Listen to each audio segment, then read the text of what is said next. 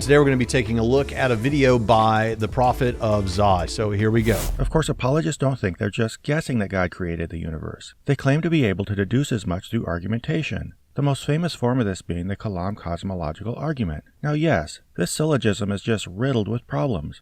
The most obvious being that it appeals to our simplified sense of intuition about cause and effect to draw conclusions about aspects of the universe that probably defy our intuition. But that's a lot to dig into here. What I would ask a Christian is, even assuming this argument is both sound and valid, what does it conclude? All it tells us is there was some cause to the universe, one that we would probably infer is highly unintuitive, far different from anything we've seen so far, and likely beyond our imagination. Well, I don't know why you would need to throw in unintuitive there. Why would we presume that that will be the case? But yeah, what were the other things that he said? We would probably infer it's highly unintuitive, far different from anything we've seen so far, and likely beyond our imagination. And because beyond our comprehension, sure. It's so far different from anything we know, it could be literally anything. It couldn't be literally anything, or we could run into contradictions. Maybe there's a purely natural reality that lies outside our realm of observation and defies the laws we've used to describe the universe so far. Okay, now this is a common objection that I've seen in the YouTube community, that maybe the cause of this universe, because the Kalam only gets you a cause, right? And I'm happy to grant that. So maybe it's something that stands outside of the physical universe, but is itself natural. It just may have different natural laws. Well, here's the problem with that. It's a misunderstanding of how Craig uses the word universe in his argument. When Craig uses the word universe, he doesn't just mean this universe. He means all contiguous physical reality, which means if there is a multiverse or some bigger natural order outside of this physical universe, or a vacuum model or a cyclical model, or whatever you want to put in there, if there's some nature outside of this physical universe that we're talking about here, then the Kalam applies to that as well. Just take the responses that we would give as it relates to this physical universe, apply those to the multiverse, because otherwise you're just kicking the can up the street. I think he tries to wiggle out of that by saying maybe it has different natural laws. Okay, but it's not going to have different laws of logic, right?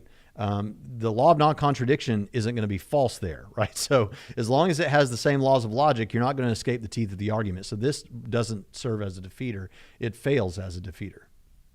Maybe space and time as we know it could be the unfolding of some higher dimensional structure. I need more specificity. That is incredibly ambiguous. I don't know what you're trying to describe there. And it seems that he's trying to throw out possible explanations that could be the case, that would serve as defeaters. The first one doesn't work. And with this one, it's too ambiguous to work. I don't know what you're trying to describe.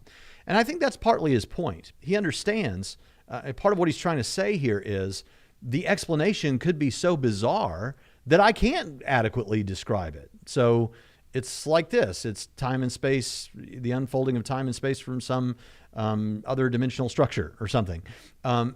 Maybe there's something there, but I need more specificity as to exactly what you're talking about. And if the point is, that's it, you can't maybe put it into words. It's ineffable, or it's so unintuitive that we never think of it. Okay, well, we're going to get back to that in just a little while when I give my explanation of the sort of response I think we're being given here. But so far, I don't think either of these defeaters work. So let's hear what happens next. Now, yes, these are just guesses, but unlike apologists, I'm not making the grandiose claim that I can reason my way down to the right guess. No, what you're doing is you're offering what we would call defeaters, but they don't work as defeaters. Much less start describing the origin of the universe's personality or tell you how it wants you to live your life. Okay, now this is really important.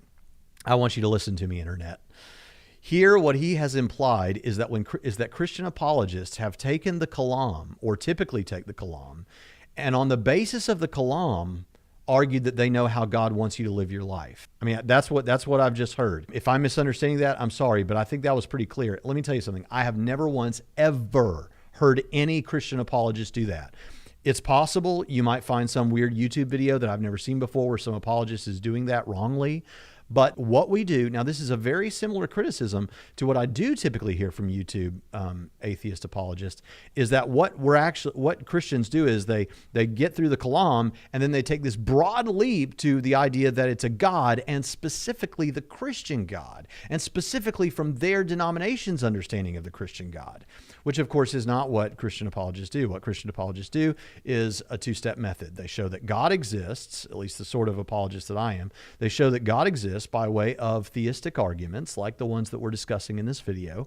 And then after they've described this somewhat God of the philosophers, we haven't said too very much about this God, but it is something that we would describe as God. And then we go further to provide Christian specific arguments like the resurrection case in order to get to the idea that it's the Christian God. That's how we function.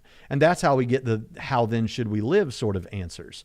But I've never heard anyone give the Kalam and say, therefore, boom, this God, now we know how you're supposed to live your life or something. That is just completely, I've never heard that. I've never heard that. And so I wanted to call that out when I heard it. Much less start describing the origin of the universe's personality or tell you how it wants you to live your life. Never heard that. The point is that the possibilities are endless, and we should recognize that whatever started the universe, if that's even an adequate way of describing the state of affairs, is currently so far outside our comprehension that using our intuition to even start arriving at an answer is jumping the gun. We don't just use our intuition to arrive at an answer. What we do is we apply the information that we do know, and then we formulate that into arguments, and we use logic and reasoning to try and, do what we do when we try to figure things out. It's just that science is actually involved in Craig's case. He uses science, stuff we know from science in order to make his case. Although he admits, and I agree, that philosophy gives you the very best defenses and is all that you really need. But if you're just going to, maybe he hasn't done this here, but if you're just going to say that science is the only way we can know, well, that would be to cut off other ways of knowing that we have besides science. But no, we don't just use our intuition and jump the gun. We use arguments, reason, logic, these sorts of things. This is perfectly illustrated by the part of William Lane Craig's opening debate script that tries making the jump from the universe having a cause to God actually being that cause. There must have been a cause which brought the universe into being. Now, as the cause of space and time, this being must be an uncaused, timeless, spaceless, immaterial being of unfathomable power. Moreover, it must be personal as well. Why?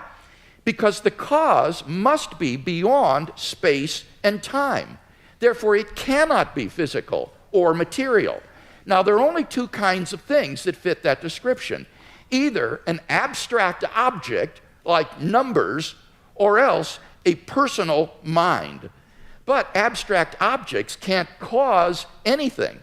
Therefore, it follows that the cause of the universe is a transcendent, intelligent mind. Thus, the cosmological argument gives us a personal creator of the universe. I consider this Craig's single most embarrassingly transparent and unjustified leap toward a desired conclusion. Think of how many things he just flatly asserts, of the insane deductions he claims to be able to make about a distant reality he doesn't know the first thing about. I mean, really.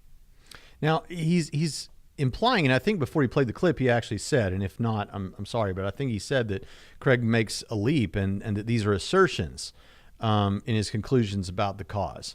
But it's not at all the way it is. What he's doing is he's saying, okay, we're looking for the cause of time, space, and matter, because that's what we're talking about when we're talking about the universe. And by universe, we mean all contiguous physical reality. So your multiverse, whatever you want to do with that, all that stuff. And he's saying, so the cause of time, space, and matter. So if you find space and time and matter, well, then you haven't found the cause yet, because that's part of the thing that we're trying to explain, right? And it can't bring itself into existence. So what we're talking about is the cause of space, time, and physical matter. What does that mean about the cause? The cause is going to be timeless, spaceless, non-material. And there are things like that, perhaps abstract objects and perhaps minds. But it's not a leap. It's not just an assertion. He's giving you the reasons, the way that he arrives there. And it's really powerful. unimaginably powerful. Perhaps we could soften that up if it helps you a little bit. We could say something like powerful enough to serve as the cause of the physical universe. Now, you don't have to call that unimaginably powerful. There you go. I mean, that's fine. But yeah, we arrive at those things. He knows the universe's origin had to be immaterial. He knows that the only immaterial things are abstractions and personal minds. Or that there aren't amazing, heretofore unobserved yet natural realities that defy our categories of material and immaterial? Wait, now hold up here. There might be natural realities that defy our categories of material and immaterial. Material and immaterial stand in opposition to each other. So you can affirm a contradiction if you like. And I'm not saying this is what he intends to do, but I think we see it a lot in the YouTube atheist community, which is an understanding that, yeah, this argument could be taken to arrive at the conclusions you're talking about. Maybe he wouldn't even say that. But here you've got this argument, and I see what you're doing with it, and I see the logic and reason behind it. But it could be. Here's the what ifism. It could be that there are other things besides abstract objects and minds that could serve as that could be. Technically, maybe that's possible. I can't tell you what they are. I have no idea how it's even possible, but maybe. Okay, well, understand, we're not trying to give you Cartesian certainty, right? What we're trying to do with an argument like this is to show that God is the best explanation for the beginning of the universe.